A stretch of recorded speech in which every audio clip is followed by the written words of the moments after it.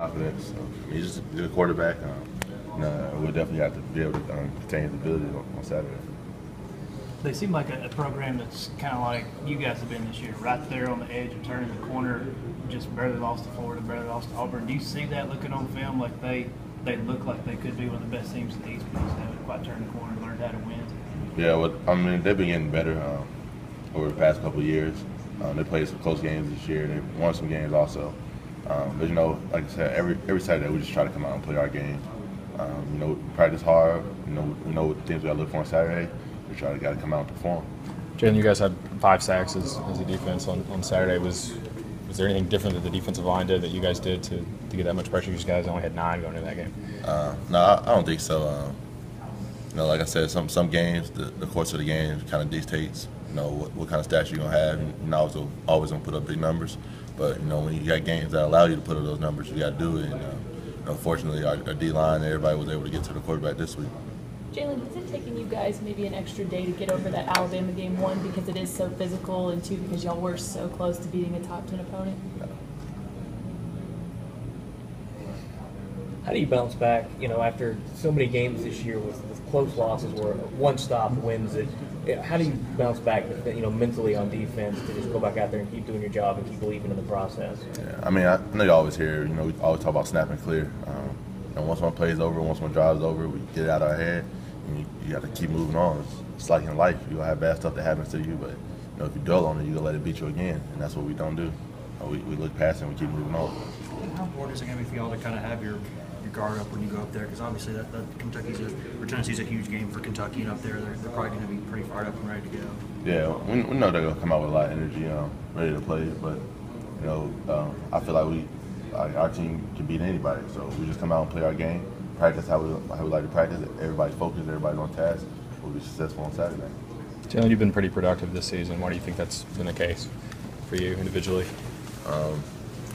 And just growing over the years, learning from everybody around me, teammates always pushing me. Just being in the linebacker room, we hold each other to a high standard. And when my name is called upon to make plays, that's what I try to do. So it's just a kind of, I guess, just the program built me, and just keep developing over the years. And if you come out a good player, everybody should. You've had a handful of tackles for loss and sacks. Did you coming into the season you were going to have to be a guy that had to be a playmaker and kind of be disruptive? Yeah. I had quite a few TFLs last year.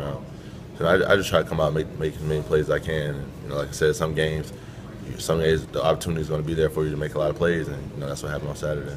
I remember Coach Thigpen said last year when you guys were undergoing a change at middle linebacker that a lot of the scheme was based on the middle linebacker making a lot of plays, getting a lot of tackles. Have you guys changed the scheme in any way to kind of filter plays to you? I guess so you have more an opportunity to make plays. Not really. No, not really. It just happens that way. Sometimes I'm able to step up and make plays. Sometimes, the Mike's gonna make his plays. So I just want Darren to be out there matching my intensity, and he does a good job of that. He's going to be a really good player too. How is he better today than he was at the beginning of the season?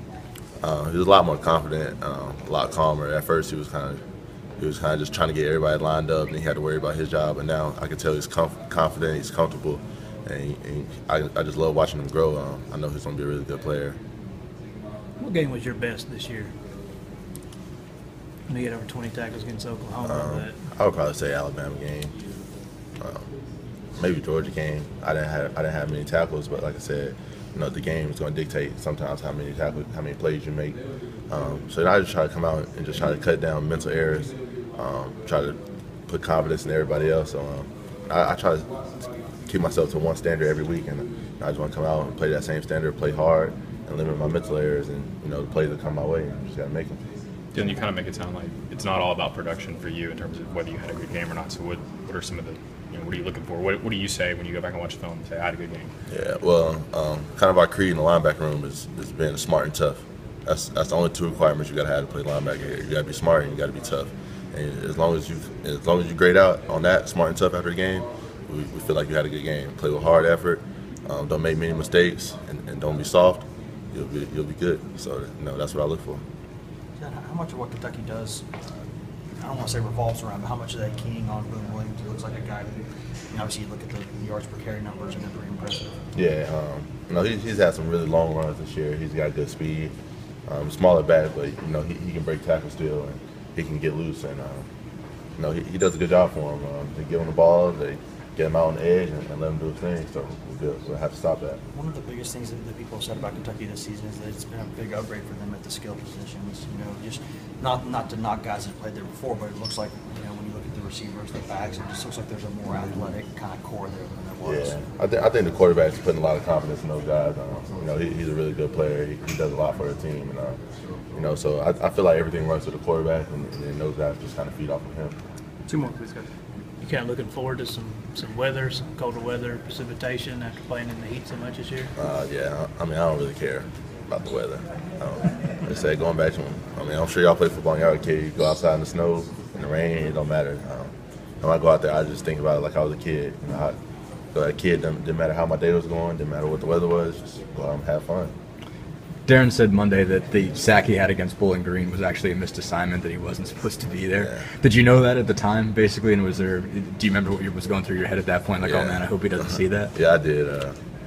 You're gonna make mistakes, though. He's doing a great job for a freshman. Because experience gives you so much more confidence on the field, and for him to be out there this early and missing all the spring, and just coming out there, being able to make plays, being able to get tackles in the game, being able to make impact plays. It's a fun thing to watch, and you guys probably don't realize it, but the Mike linebacker is probably the hardest job on our team after quarterback, and he's doing a great job at it. Like I said, I love playing with him, love watching him play. Thanks, Jalen.